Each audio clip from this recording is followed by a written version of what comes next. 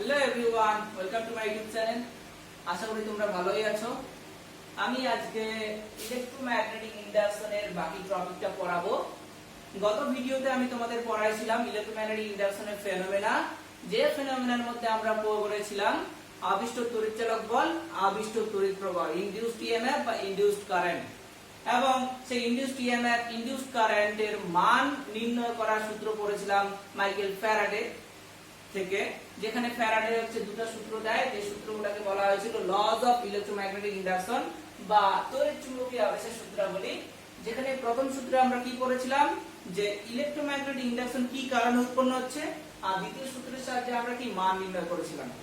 কিন্তু আমরা আবিষ্ট তড়িৎচালক বল বা ইনডিউসড কারেন্টের ডাইরেকশন সম্পর্কে বলতে পারি নি। আমরা কি করেছিলাম দ্বিতীয় সূত্রের সাহায্যে, E সমানুপাতিক d∅dt।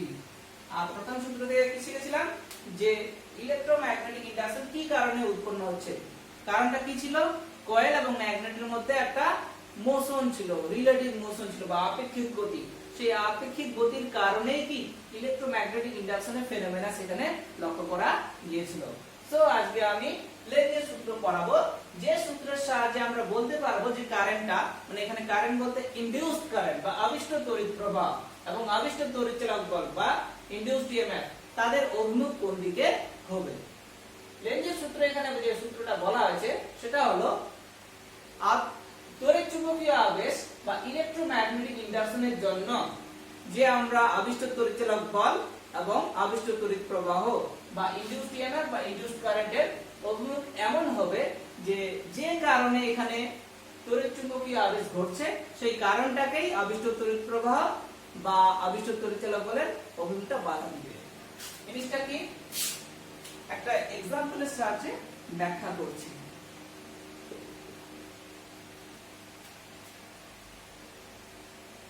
এটা একটা সার্কুলার কয়েল, যেটা সি নামে চিহ্নিত করলাম।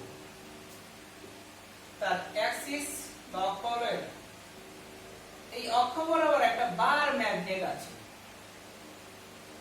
সেই বার ম্যাগনেটের এটা হলো নর্থ পোল, এটা হলো সাউথ পোল। বার ম্যাগনেট বা দণ্ড চুম্বক হলো।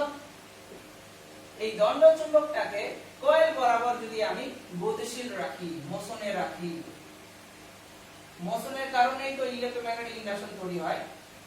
এই দণ্ড চুম্বককে যদি আমি কয়েল বরাবর গতিশীল রাখি, এবং অবশ্যই সেই কয়েলের কাছাকাছি কি আছে, নর্থ পোল আছে, যদি গতিশীল রাখি এর গতিটাকে বাধা দেওয়ার জন্য, কারণ লেঞ্জের সূত্রে বলা হয়েছে কি, যে গতিটাকে বাধা দিবে, মানে কয়েলের মধ্যে যে ইলেকট্রোম্যাগনেটিক ইন্ডাকশনের দরুন আমরা ইনডিউসড ইএমএফ এবং ইনডিউসড কারেন্ট পাবো, আবিষ্ট তড়িৎচালক বল বা আবিষ্ট তড়িৎ প্রবাহ পাবো, তাদের অভিমুখ এমন ভাবে হবে যেন দণ্ড চুম্বকের গতিটাকে তারা বাধা দিবে। জিনিসটা কি, এই যে বার ম্যাগনেটটা আছে এটা তো মোশনে আছে কয়েলের অক্ষ বরাবর, এটা যেন মোশনে না থাকে, মানে এর কাছাকাছি যেন না আসে, তার জন্য অবশ্যই এখানে কি একটা এমন একটা মানে এর মধ্যে এমন একটা পোল জেনারেট হবে, যে পোলের জন্য কারণ বিকর্ষণ করবে, বাধা দিবে, বাধা মানে কি একটা বিকর্ষণ বল তৈরি হবে। বিকর্ষণ বল তৈরি হতে হবে, এখানে এন পোল আছে, তাহলে এখানেও কি একটা নর্থ পোল জেনারেট হতে হবে। যদি এখানে নর্থ পোল তৈরি হয়, তাহলে বার ম্যাগনেটটা কি এই যে কয়েল আছে এই কয়েলের কাছাকাছি আসতে পারবে না। তাহলে নর্থ পোল তৈরি হতে গেলে এখানে যে কারেন্টটা ফ্লো হবে সেটা হচ্ছে কি অ্যান্টি ক্লকওয়াইজ। যদি এখানে অ্যান্টি ক্লকওয়াইজ বরাবর কারেন্ট ফ্লো হয়, মানে যে ইনডিউসড কারেন্টটা আবিষ্ট ইলেকট্রোম্যাগনেটিক ইন্ডাকশন বা তড়িৎচুম্বকীয় আবেশের দরুন এখানে যে আমরা কারেন্টটা পাবো, যেটাকে এখানে বলা হচ্ছে আবিষ্ট তড়িৎ প্রবাহ, সেই আবিষ্ট তড়িৎ প্রবাহের অভিমুখ এমন হবে যেন এখানে কি নর্থ পোল তৈরি হয়, এবং নর্থ নর্থ পরস্পরকে কি করবে, বিকর্ষণ করবে, মানে কি এর মোশনটাকে বাধা দিচ্ছে। এটাই তো লেঞ্জের সূত্র, মোশনটাকে বাধা দিচ্ছে হলো। আচ্ছা, এখানে আমি বললাম অ্যান্টি ক্লকওয়াইজ বরাবর কেন হচ্ছে। একটা বিশেষ নিয়ম আছে, যদি ম্যাগনেটটাকে আমি কাছাকাছি নিয়ে যাই, তাহলে এর হচ্ছে কি ম্যাগনেটিক ফিল্ড বেড়ে যাচ্ছে, মানে ম্যাগনেটিক লাইন্স অফ ফোর্স বা চৌম্বক বলরেখার সংখ্যা কি বেশি পাচ্ছে, এই কয়েলটা বেশি পরিমাণ চৌম্বক বলরেখার সঙ্গে লিংক থাকছে, তার মানে কি বলরেখার সংখ্যা কি ইনক্রিজ হচ্ছে। বলরেখার সংখ্যা যদি ইনক্রিজ হয়, তাহলে একটা কয়েলের মধ্যে যে কারেন্ট ফ্লো হবে সেটা অ্যান্টি ক্লকওয়াইজ, আর যদি বড় রেখার সংখ্যা ডিক্রিজ হয় তাহলে কয়েলের মধ্যে যে কারেন্ট হবে ফ্লো হবে সেটা হবে ক্লকওয়াইজ। এই নিয়মটা তোমরা মনে রাখবা। আরেকবার এখানে एग्जांपलটা বলছি। এখানে একটা সি হলো একটা কি ক্লোজ কয়েল, সার্কুলার কয়েল। এখানে একটা বার ম্যাগনেট রাখা আছে, সেই বার ম্যাগনেটের এন হলো একটা নর্থ পোল, এস হলো সাউথ পোল। এই বার ম্যাগনেটের এই কয়েলের সেন্টার হলো ও, এটা হলো কি অ্যাক্সিস। অক্ষ বরাবর একটা বার ম্যাগনেটকে গতিশীল যদি আমি রাখতে চাই, লেঞ্জের সূত্র এখানে যদি প্রয়োগ হয়, তড়িৎচুম্বকীয় আবেশের দরুন লেঞ্জের সূত্র অনুযায়ী আমরা কি জানি যে এর যে ম্যাগনেটটা আছে ম্যাগনেটের গতি এখানে কি বাধাপ্রাপ্ত হবে। যদি বাধাপ্রাপ্ত হয়, এখানে তো এন পোল আছে, তাহলে একটা বিকর্ষণ বল এখানে উৎপন্ন হবে। বিকর্ষণ বল উৎপন্ন হতে গেলে অবশ্যই এখানে একটা কি নর্থ পোল তৈরি হবে। নর্থ পোলের দরুন এখানে এই যে কয়েলটা আছে, কয়েলের মধ্যে যে কারেন্টটা ফ্লো হবে সেটা হবে কি অ্যান্টি ক্লকওয়াইজ। তাহলে হচ্ছে কি এরা হচ্ছে নর্থ নর্থ পরস্পরকে বিকর্ষণ করছে, মানে কি এর গতিটাকে বাধা দিচ্ছে। আর আমরা জানি ইলেকট্রোম্যাগনেটিক ইন্ডাকশনের যে ফেনোমেনা ঘটে সেটা হচ্ছে কি গতির দরুন, মানে কয়েল এবং ম্যাগনেটের মধ্যে যদি রিলেটিভ মোশন থাকে বা গতি থাকে তবেই ইলেকট্রোম্যাগনেটিক ইন্ডাকশন তৈরি হবে, যেটা ফ্যারাডের প্রথম সূত্রে বলা হয়েছে। হলো এটাই হলো লেঞ্জের সূত্রের একটা ব্যাখ্যা। আর একটা ব্যাখ্যা আমরা পড়ব। সাপোজ ধরলাম এটা একটা কয়েল আছে, এই কয়েলের মধ্যে একটা কি আছে বা চাবি আছে, একটা ব্যাটারি আছে, একটা রিওস্ট্যাট আছে। এটা হলো কি, এই কয়েলটার নাম দিলাম আমরা প্রাইমারি কয়েল। কিটাকে যদি অন করি তাহলে অবশ্যই এই কয়েলের মধ্যে একটা কারেন্ট ফ্লো হবে, কারেন্ট ফ্লো হচ্ছে। এখন বাইরে থেকে আমি একটা কয়েলকে এর মধ্যে রাখছি, সেই কয়েলটাকে নাম দিলাম সেকেন্ডারি কয়েল, যার মধ্যে একটা গ্যালভানোমিটার আছে, এটাকে নাম দিলাম আমরা সেকেন্ডারি কয়েল। এখন বাইরে থেকে একটা সেকেন্ডারি কয়েলকে এর কাছাকাছি আনলাম। যদি কাছাকাছি আনি, এদের মধ্যে কি একটা রিলেটিভ মোশন থাকছে, তার মানে কি এই যে সেকেন্ডারি কয়েলটা আনলাম অবশ্যই এটা একটা কারেন্ট ক্যারিং ক্লোজ লুপ, মানে একটা বদ্ধ ক্লোজ লুপ বলাটা ভুল হবে, মানে ক্লোজ কন্ডাক্টিং কয়েল এটা বললে ঠিক হবে। একটা বদ্ধ পরিবাহী বাইরে থেকে আমরা প্রাইমারি কয়েলের কাছাকাছি আনবো। যদি আনি, দুজনের মধ্যে একটা কি আপেক্ষিক গতি থাকছে, আপেক্ষিক গতির দরুন অবশ্যই বাইরে থেকে যে জিনিসটা আনবো সেই কয়েলের মধ্যে কি কারেন্ট ফ্লো হবে, যে কারেন্টটাকে আমরা কি বলছি ইনডিউসড কারেন্ট বা আবিষ্ট তড়িৎ প্রবাহ। তার অনুরূপ কেমন ভাবে হবে সেটাই আমরা এখানে শিখবো লেঞ্জের সূত্র প্রয়োগ করে। যদি বাইরে থেকে এখানে আমি আনি, এটা সাপোজ মনে করো বার ম্যাগনেটের মতন কাজ করছে, যদি বাইরে থেকে এটা আনি, এর মোশনটাকে বাধা দেওয়ার জন্য, সরি এটা হচ্ছে কয়েলের মতো আচরণ করছে আর এটা বার ম্যাগনেটের মতো আচরণ করছে, যদি এটাকে আমরা বাইরে থেকে আনি, এর মোশনটাকে বাধাপ্রাপ্ত করবে প্রাইমারি কয়েলটা তখনই যদি এর মধ্যে অ্যান্টি ক্লকওয়াইজ বরাবর কারেন্ট যায়। তড়িৎচুম্বকত্ব চ্যাপ্টারে একটা থিওরি আছে যে দুটো কয়েলের মধ্যে যদি বিপরীতমুখী প্রবাহ যায় তারা পরস্পরকে বিকর্ষণ করে। যদি এখানে এরা পরস্পর বিকর্ষণ করে মানে হচ্ছে কি এদের মোশনটা কি বাধাপ্রাপ্ত হবে, তবে এখানে হচ্ছে কি অ্যান্টি ক্লকওয়াইজ বরাবর কারেন্ট যাবে। এখানেও হচ্ছে লেঞ্জের সূত্র প্রয়োগ করা হচ্ছে। এটা আরেকবার বলছি ভালো করে। এখানে একটা প্রাইমারি কয়েল আছে, এই প্রাইমারি কয়েলের কিটাকে আমরা অন করলাম, কারেন্ট পাঠালাম ক্লকওয়াইজ। বাইরে থেকে একটা সেকেন্ডারি কয়েলকে আনলাম, এই সেকেন্ডারি কয়েলের গতিটাকে বাধা দিবে এই প্রাইমারি কয়েলটা তখনই যদি এর মধ্যে একটা অ্যান্টি ক্লকওয়াইজ বরাবর কারেন্ট ফ্লো হয়। কারণ আমরা জানি দুটো বিপরীত দিকে যদি কারেন্ট প্রবাহ হয় একই মানে তারা পরস্পরকে বিকর্ষণ করে। এটা ক্লকওয়াইজ, তাহলে এটা কি অ্যান্টি ক্লকওয়াইজ। এই যে বিকর্ষণ করছে মানে কি এর মোশনটাকে কি বাধা দিচ্ছে, তার মানে কি এখানেও কি লেঞ্জের সূত্র প্রয়োগ হচ্ছে। হলো এটা, এটাই হলো লেঞ্জের সূত্র। এবার আমরা যে জিনিসটা করব সেটা হলো, সেটা ক্লাস 12 এ নেই, যারা ক্লাস 12 এ তারা এই সূত্রটা দেখবে না, মানে এই থিওরিটা।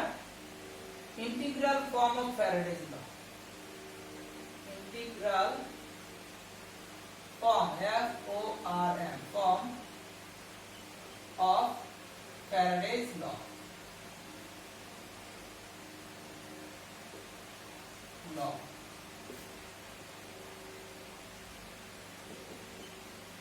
ফ্যারাডের সূত্রের সমাকল রূপ। আচ্ছা, দ্বিতীয় সূত্র থেকে আমরা কি আবিষ্ট তড়িৎচলাবলের মান সম্পর্কে আইডিয়া পেয়েছিলাম, সেটা কি জানি আমরা E - d5dt। আমরা জানি ইনডিউসড ইএমএফ, থিওরিটা করব এবার। ইনডিউসড ইএমএফ বা আবিষ্ট তড়িৎচলক বল, ইনডিউসড ইএমএফ E - d5dt, এটা আমরা জানি। এটাকে 1 নং সমীকরণ দিলাম। হলো। আবার ম্যাগনেটিক ফ্লাক্স বা চৌম্বক প্রবাহ, ম্যাগনেটিক ফ্লাক্স phi কি জানি, surface integration B dot ds। হলো। এখানে কি আছে d5dt, তাহলে এটাকে টাইমের সাপেক্ষে কি করব আমরা, ডেরিভেটিভ করব। d5dt ddt of surface integration B dot ds। হলো। আচ্ছা, এই যে ddt অপারেটর, এটা যদি ইন্টিগ্রেশনের ভিতরে ঢুকে সেটা হয়ে যায় পার্সিয়াল, তাহলে del v by del t dot ds। হলো। এটা 2 নং সমীকরণ দিলাম, d5 বাই dt। 1 ও 2 থেকে আমরা কি পাবো, মানে এই d5 বাই dt ফেলতে 1 নং সমীকরণে বসিয়ে দিব। যদি বসিয়ে দিই তাহলে E কি পাবো আমরা, minus surface integration del v by del t dot ds। হলো। এর 3 নং সমীকরণ দিলাম। ক্লিয়ার? এবার এখন শুধু আমরা থিওরি করব, কনসেপ্ট শেষ হলো। আচ্ছা, এটা আমরা করলাম, এটাকে ইকুয়েশন 3 দিলাম। আমরা প্রত্যেকেই জানি যে ইলেকট্রিক ফিল্ড বা তড়িৎ ক্ষেত্র, ইলেকট্রিক ফিল্ড বা তড়িৎ ক্ষেত্র E কি জানি আমরা, মাইনাস dv বাই dx বা dv বাই dx, এটা জানি আমরা। ইলেকট্রিক ফিল্ড E কি dv বাই dx, যেখানে v টা কি পোটেনশিয়াল ডিফারেন্স, x টা কি ডিসটেন্স। এখান থেকে আমরা বলতে পারি dv কি t dx। আচ্ছা, এর আগের দিন আমি বলেছিলাম পোটেনশিয়াল ডিফারেন্স বা বিভব পার্থক্য যা, আবিষ্ট তড়িৎচলক বল কি তা। তাহলে v এর জায়গায় এখানে আমরা কি লিখব, E লিখব। হলো। টোটাল যদি আমি বের করতে যাই তাহলে কি করব, ইন্টিগ্রেশন ওভার E dx। হলো। আবিষ্ট তড়িৎচলক বল বা বিভব পার্থক্য একটা কি স্কেলার রাশি, একটা স্কেলার মানে কি দুটো ভেক্টরের ডট প্রোডাক্ট। হলো। তাহলে E ডট dx। ক্লিয়ার? এখানে আমি x এর জায়গায় l লিখলাম, বেটার হবে বুঝতে। E ডট dx, এখানে পুরো ইন্টিগ্রেশনটা কার সাপেক্ষে করছি, একটা লেন্থের সাপেক্ষে। এই ধরনের ইন্টিগ্রেশনকে কি বলা হয়, লাইন ইন্টিগ্রেশন, যার সাপেক্ষে কি দেওয়া হয়, ইন্টিগ্রেশনের সাপেক্ষে c দেওয়া হয়। অবশ্য যেহেতু হচ্ছে কি ক্লোজ লুপের জন্য, এই জন্য ক্লোজ সিম্বলটা দিব আবার। তাহলে E কি, তোমরা অবশ্যই সবাই মনে রাখবা যে আবিষ্ট তড়িৎচলক বল মানে কি ইলেকট্রিক ফিল্ড ইনটু লেন্থ, যার অ্যাকচুয়াল ফর্ম হলো line integration E dot dl। এটাকে 4 নং সমীকরণ দিলাম। হলো। আর 3 আর 4 যদি ইকুয়াল করি, from equation 3 and 4 we have, from equation 3 and 4 we have, তাহলে কি এই দুটো কি হবে, ইকুয়াল হবে। লাইন ইন্টিগ্রেশন, অবশ্য এই যে সিম্বলটা, এই সিম্বলটার অর্থ হলো কি ক্লোজ, এটা 12 এর জন্য না, কিন্তু এটা অনার্সের জন্য। কারণ ইলেকট্রোম্যাগনেটিক ইন্ডাকশন বিএসসি সেকেন্ড সেমিস্টারেও আছে, আবার ক্লাস 12 এও আছে, আমি একসঙ্গে পড়াচ্ছি। Minus surface integration del v by del t dot ds। এই যে জিনিসটা পেলাম আমরা, যে line integration E dot dl equal to minus surface integration del v by del t dot ds, এটাই হলো integral form of Faraday's law বা ফ্যারাডের ইন্টিগ্রাল সমীকরণ। কোথা থেকে শুরু করলাম, প্রথমে শুরু করলাম যে ফ্যারাডের দ্বিতীয় সূত্র থেকে যে E ইকুয়াল টু কি জানি মাইনাস d∅/dt, আবিষ্ট তড়িৎচালক বল E ইকুয়াল টু কি জানি মাইনাস d∅/dt। আবার ফাই মানে কি জানি surface integration B dot ds, সেটাকে আমরা হচ্ছে টাইমের সাপেক্ষে ডেরিভেটিভ করলাম, 1 নং সমীকরণে বসালাম, E পেয়ে গেলাম। ইলেকট্রিক ফিল্ড বা তড়িৎ ক্ষেত্র E মানে কি জানি dV/dx, এখান থেকে dV মানে কি E dx। আমরা জানি পটেনশিয়াল ডিফারেন্স আর আবিষ্ট তড়িৎচালক বল বা ইন্ডিউসড ইএমএফ সেম জিনিস, তাহলে V আর E কি একই, E বলতে এখানে ছোট হাতের E বলছি, তাহলে D ইকুয়াল টু এত টোটাল যদি বের করতে যাই তাহলে ইন্টিগ্রেশন করবে, তাহলে E equal two integration over E dx।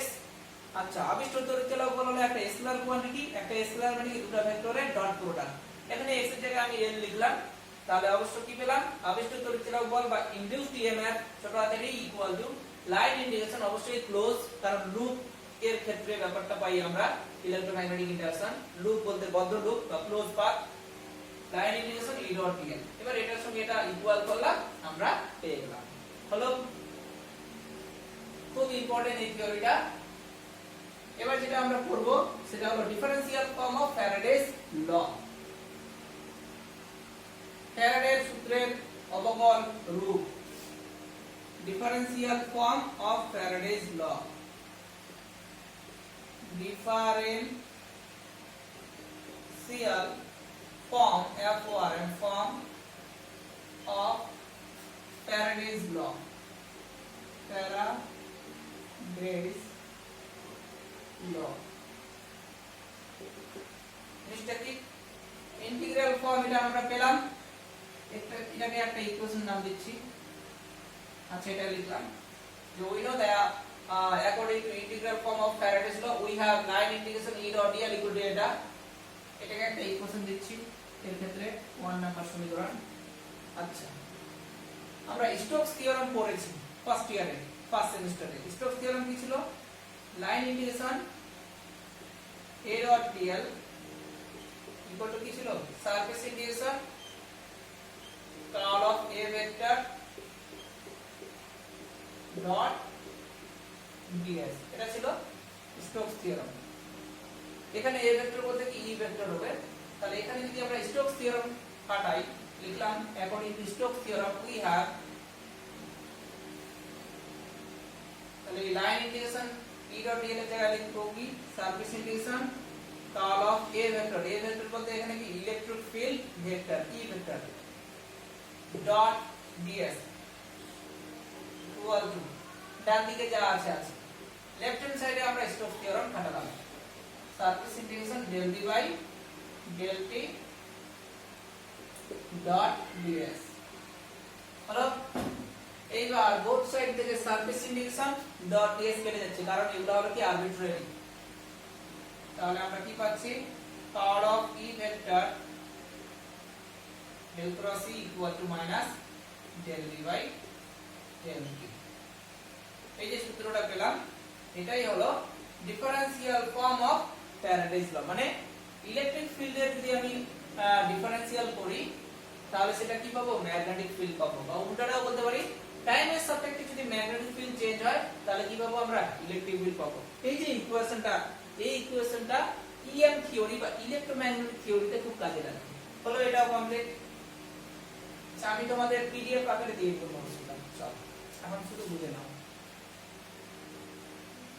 এবার যে জিনিসটা আমরা করব, এটা ক্লাস 12 এও আছে, সেটা হলো আবিষ্ট তড়িৎচালক বলের জন্য কোন বদ্ধ বর্তনীতে প্রবাহিত তড়িৎ আদানের পরিমাণ। আরেকবার বলছি, আবিষ্ট তড়িৎচালক বলের জন্য কোন বদ্ধ বর্তনীতে প্রবাহিত তড়িৎ আদানের পরিমাণ, বা amount of charge flowing in the circuit due to the induced EMF।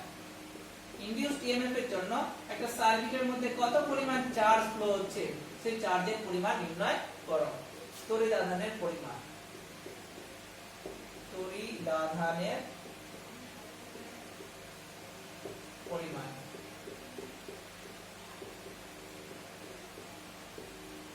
EMF এর জন্য।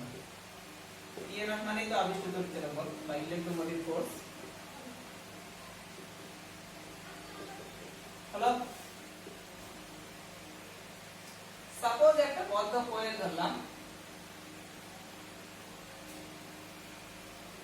একটা বদ্ধ কয়েল ধরলাম, ক্লোজ কয়েল। সেই ক্লোজ কয়েলের মধ্যে যে পাক সংখ্যা আছে সেটা কি n, সেই ক্লোজ কয়েলের যে রেজিস্ট্যান্স সেটা হলো কি r হলো। এখন এর মধ্যে কত পরিমাণ চার্জের ফ্লো হচ্ছে সেটা আমরা বের করব। আরেকবার বলছি, এই যে ক্লোজ একটা কয়েল আছে এর মধ্যে কনসিডার করলাম n সংখ্যক ট্রান্স নাম্বার আছে বা পাক সংখ্যা আছে। এই ক্লোজ কয়েলের যে রেজিস্ট্যান্স সেটা হলো কি r, রোধ। ক্লিয়ার? অতএব এখন আমরা চার্জের পরিমাণ বের করব। সেটা হচ্ছে কি ইনডিউসড ইএমএফ এর জন্য। কথা হলো ইনডিউসড ইএমএফ এর মানটা মানে কোথা থেকে আমরা বের করি? ফ্যারাডের সূত্র থেকে। তাহলে আমরা জানি ইনডিউসড ইএমএফ ছোট হাতের E equal to minus d∅dt, এটা আমরা জানি। হলো ছোট হাতের E মানে কি ইনডিউসড ইএমএফ বা আবিষ্ট তড়িৎচালক বল, যেটা অ্যাকচুয়ালি কি পোটেনশিয়াল ডিফারেন্স বা বিভব পার্থক্য।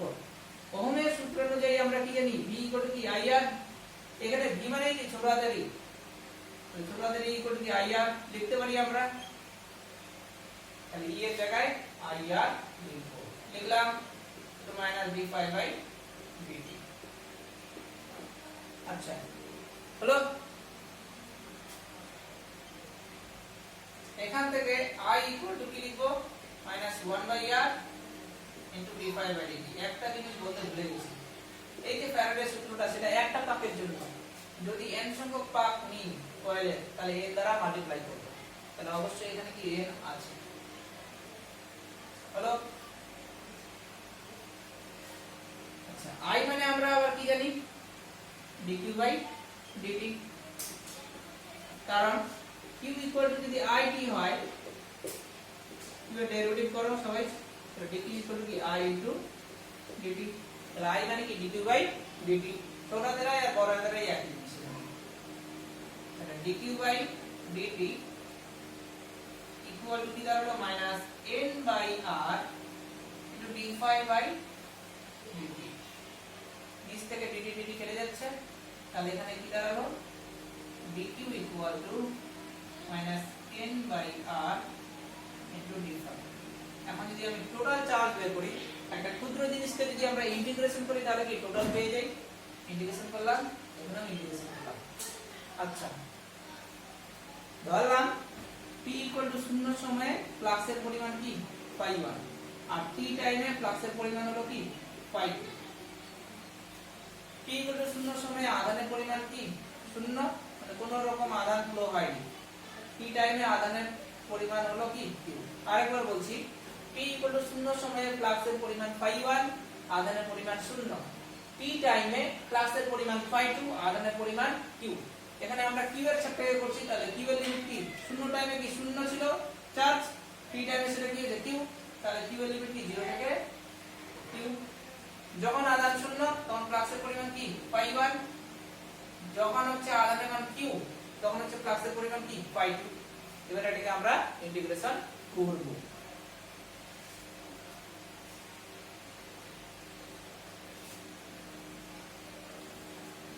হলো ইন্টিগ্রেশন ওভার dq কে যদি ইন্টিগ্রেশন করি তাহলে কি হবে q হবে, কারণ আমরা প্রত্যেকই জানি ইন্টিগ্রেশন ওভার dx মানে কি x, লিমিট 0 থেকে q into minus n/r integration over d∅ মানে কি ∅, লোয়ার লিমিট এখানে আছে ∅1, আপার লিমিট কি ∅2। এটাকে যদি আমরা লিমিট বসাই তাহলে কি হয়ে যাবে q মাইনাস 0 মাইনাস n/r পাই যায় কি ∅2, আপার লিমিট মাইনাস লোয়ার লিমিট। হলো এখান থেকে q এর মান কি দাঁড়াচ্ছে q equal to n/r into ∅1 minus ∅2, মানে কি পাক সংখ্যা ইনটু ফ্লাক্সের পরিবর্তন ডিভাইডেড বাই রেজিস্ট্যান্স। এটাই হলো কয়েলের মধ্যে যে আধান ফ্লো হচ্ছে ইনডিউসড ইএমএফ এর জন্য তার পরিমাণ। ক্লিয়ার? এর আরেকটা রূপ আমরা বের করতে পারি, ∅1 মাইনাস ∅2 মানে কি ফ্লাক্সের পরিবর্তন। এই পুরো জিনিসটাকে আমরা নাম দিলাম d∅, করতেই পারি। আচ্ছা আমরা পড়েছি ∅ মানে কি BA cos θ, cos θ টা লিখলাম না, তাহলে এখান থেকে d∅ ইকুয়াল টু কি হবে a ইনটু dB। হলো যদি ফ্লাক্সের পরিবর্তন হয় তাহলে কি চৌম্বক ক্ষেত্রের পরিবর্তন হবে, তাহলে এখানে n/d r ইনটু পাই আর মাইনাস পাই এর জায়গায় কি লিখব a ইনটু dv, যেখানে এটা কি, এটা হলো যে কুণ্ডলীটা নিলাম তার এরিয়া অফ দ্যাট কয়েল বা কুণ্ডলীর ক্ষেত্রফল। এটা কমপ্লিট হলো।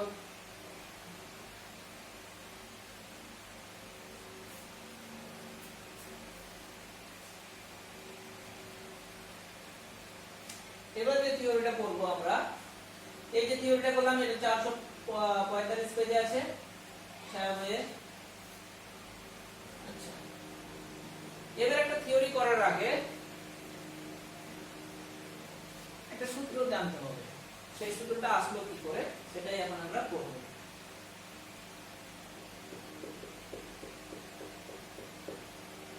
সাপোজ একটা চার্জ কন্ডাক্টর আছে, মানে এমন একটা পরিবাহী যেটা অবশ্যই আহিত, যার আধান কি কিউ, কিউ আধানযুক্ত একটা পরিবাহী, সেটা ভি বেগে সুষম চৌম্বক ক্ষেত্র এবং তড়িৎ ক্ষেত্রের মধ্যে লম্ব হয়ে প্রবেশ করছে। এটাকে আরেক ভাবে বলা যায়, কিউ আধানযুক্ত একটা আহিত পরিবাহী ভি বেগে তড়িৎ চুম্বকীয় ক্ষেত্রে লম্বভাবে যদি প্রবেশ করে, তাহলে সেখান থেকে আমরা কেমন ইনফরমেশন পাবো। এটা একটা ছবি ড্র করছি, তোমরা সবাই মনে রাখো তড়িৎ ক্ষেত্র আর চুম্বক ক্ষেত্র পরস্পর কি লম্ব। সাপোজ ধরলাম এটা কি x অক্ষ, এটা y অক্ষ, আর এটা z অক্ষ। হলো x অক্ষ বরাবর ধরলাম ইলেকট্রিক ফিল্ডের ডাইরেকশন, y অক্ষ বরাবর ধরলাম ম্যাগনেটিক ফিল্ডের সাথে ডাইরেকশন।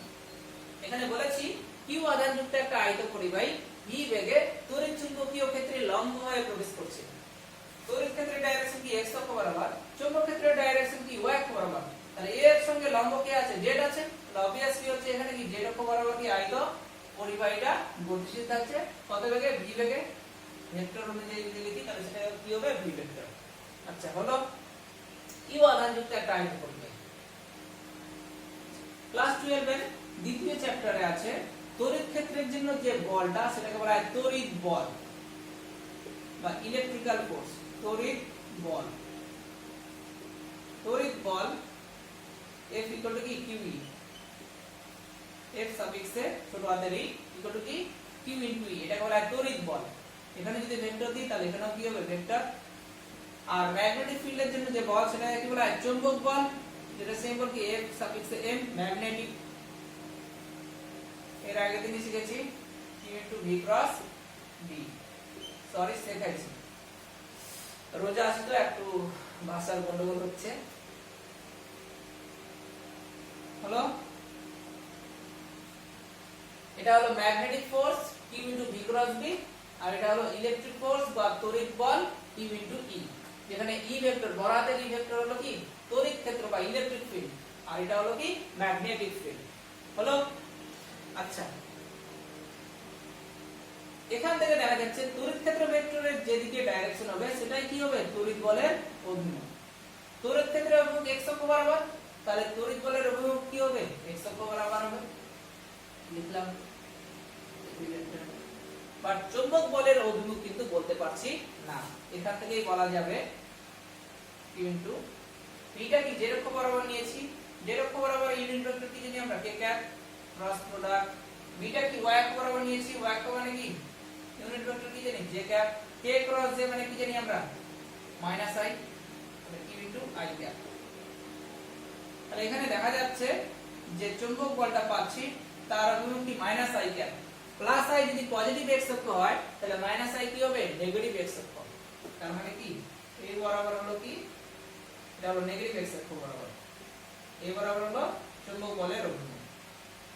হলো দেখা যাচ্ছে ইলেকট্রিক ফোর্স বা তড়িৎ বলের ডাইরেকশন পজিটিভ x অক্ষ বরাবর, ম্যাগনেটিক ফোর্স বা চৌম্বক বলের অভিমুখ কি নেগেটিভ x অক্ষ বরাবর, দুটো পরস্পর কি বিপরীতমুখী হচ্ছে।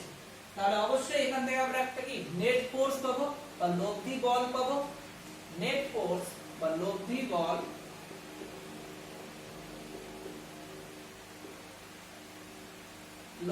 বল F ভেক্টর ইকুয়াল টু এটা মাইনাস এটা অথবা এটা মাইনাস এটা, F মাইনাস Fn।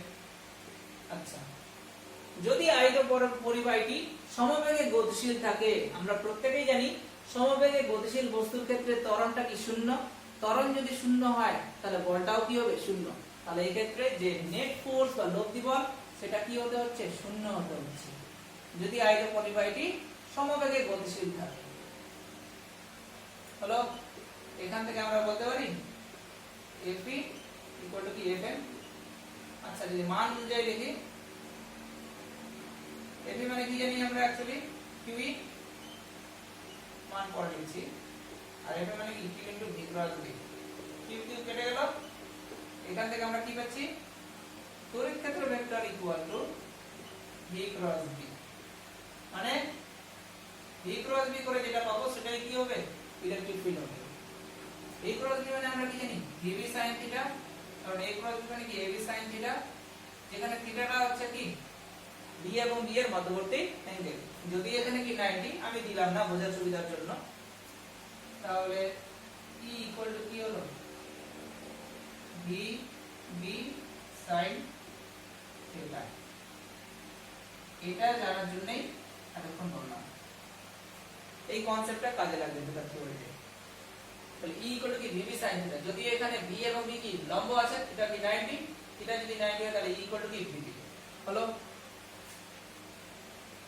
যদি θ ইকুয়াল টু 90 ডিগ্রি হয় তাহলে E ইকুয়াল টু কি দাঁড়ালো B ইনটু B। এখান থেকে একটা ডেটা পাচ্ছি V ইকুয়াল টু কি E বাই V, মানে আয়ত পরিবাহীর যে বেগ সেটা কি হচ্ছে তড়িৎ ক্ষেত্র ভেক্টরের মান এবং চৌম্বক ক্ষেত্র ভেক্টরের মানের অনুপাতের সঙ্গে সমান। এটা এমসিকিউ আছে পরীক্ষায়, তা বিভিন্ন রকম অঙ্কে কাজে লাগে। হলো,